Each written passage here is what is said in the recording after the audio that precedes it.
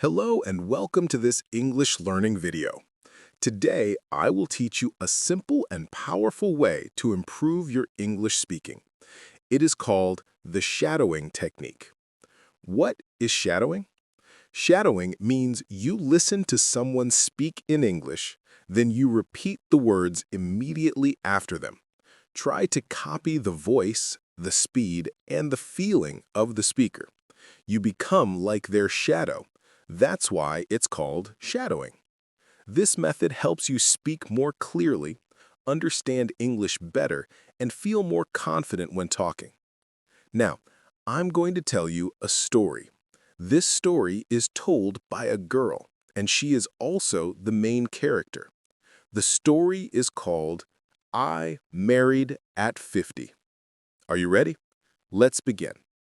And don't forget to like and subscribe to the channel so you can get more shadowing stories to practice English. My name is Sarah. I am 50 years old, and for many years I thought love was not for me. It was raining on my 50th birthday. The sound of the raindrops hitting the window filled my small apartment. I sat at the kitchen table with a single cupcake I had bought for myself. There was only one candle. I lit the candle and whispered, "Happy birthday, Sarah." No one was there to sing with me. My parents had passed away years ago, and I had no siblings. Most of my friends were busy with their families. I closed my eyes and made a wish. Please, let me not be so lonely next year. That night, I couldn't sleep. I thought about all the things I had missed. When I was young, I dreamed of traveling, falling in love, and building a family. Instead, I had spent years working at an office and caring for my parents. My life felt like a routine. Wake up, work, eat alone, sleep, repeat. But deep inside, a small voice whispered, "It's not too late." The next morning, I looked in the mirror. There were wrinkles around my eyes, and my hair had more silver than brown now. But there was something strong in my reflection. A woman who had survived many things. "Sarah, this is not the end. You can change. You can still live," I told myself. I made a promise that day. I would try something new every month. I would say yes to invitations, meet new people, and stop hiding from life. The book club. A week later, I walked into the local library. There was a flyer on the wall. Join our community book club. All ages welcome. I hesitated. My heart was beating fast, but I reminded myself of my promise. That Saturday, I put on my nicest sweater and walked to the library. When I entered the meeting room, there were about 10 people sitting in a circle holding books.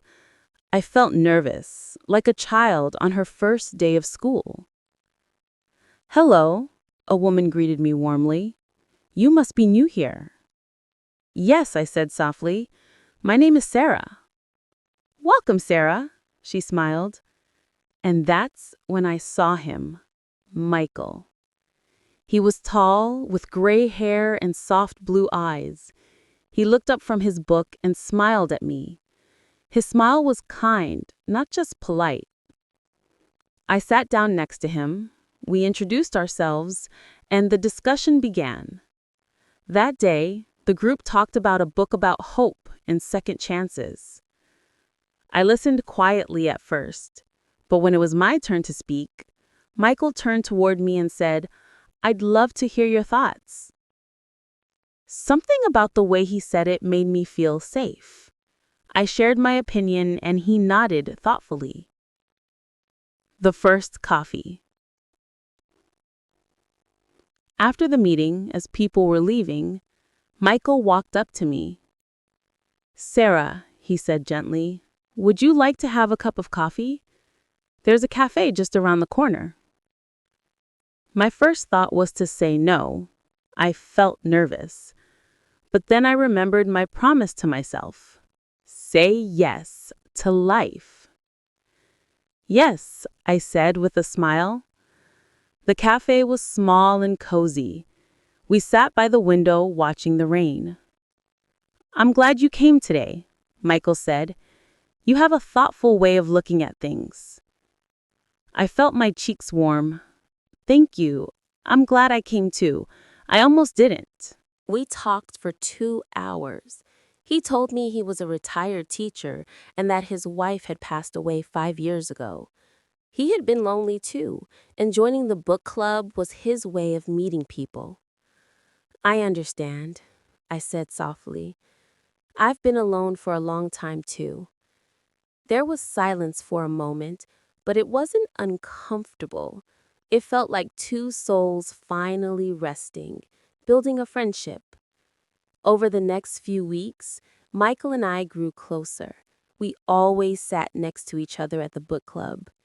After every meeting, we would get coffee and talk. Sometimes we talked about books, sometimes about life. He told me about his childhood in a small town, his years of teaching, and his late wife, Anna.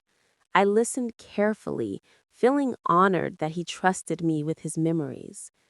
I shared my own story, how I cared for my parents until their last days, and how I had given up on dating because I thought I was too old. Michael looked at me and said softly, "You're never too old for love, Sarah. Never." A walk in the park. One sunny afternoon, Michael invited me for a walk in the park. The air smelled of flowers, and children's laughter echoed in the distance. We walked slowly side by side. At one point, he reached for my hand. My heart skipped a beat. "Is this okay?" he asked gently. "Yes," I whispered. I hadn't held someone's hand in years. It felt warm, safe, and right. Dinner together. Weeks turned into months. One evening, Michael invited me to his home for dinner. When I arrived, he had cooked pasta and lit candles. Soft music played in the background. "This is beautiful," I said, looking around. He smiled shyly. I wanted to make it special. Over dinner, we shared laughter and stories. At the end of the night, as I was leaving, Michael said, "Sarah, may I see you again, not just as a friend?" I felt tears in my eyes.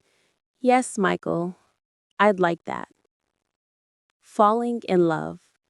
From then on, we were inseparable. We went on small trips, watched movies, and read books together. I started to feel alive again. One evening, we sat by a lake watching the sunset. Michael turned to me, holding my hands. "Sarah, I didn't think I could love again at this age, but I have.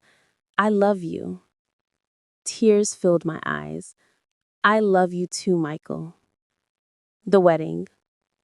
A year later, we decided to get married. We didn't want a big wedding, just a simple ceremony with friends and family. I wore a cream-colored dress, and Michael wore a navy suit. When I walked down the aisle, he looked at me with tears in his eyes. "You look beautiful," he whispered when I reached him. "I'm the happiest I've ever been," I said softly. We exchanged vows, promising to love each other for the rest of our lives. A new beginning at 50. Today, I wake up every morning next to Michael feeling grateful. We cook breakfast together, take walks, and share laughter. We've even started traveling, something I always dreamed of. I used to think life was over for me at 50. Now I know it was just beginning. Moral of the story: love has no age. It's never too late to start again, to find happiness, or to open your heart. Life's sweetest gifts often come when you least expect them.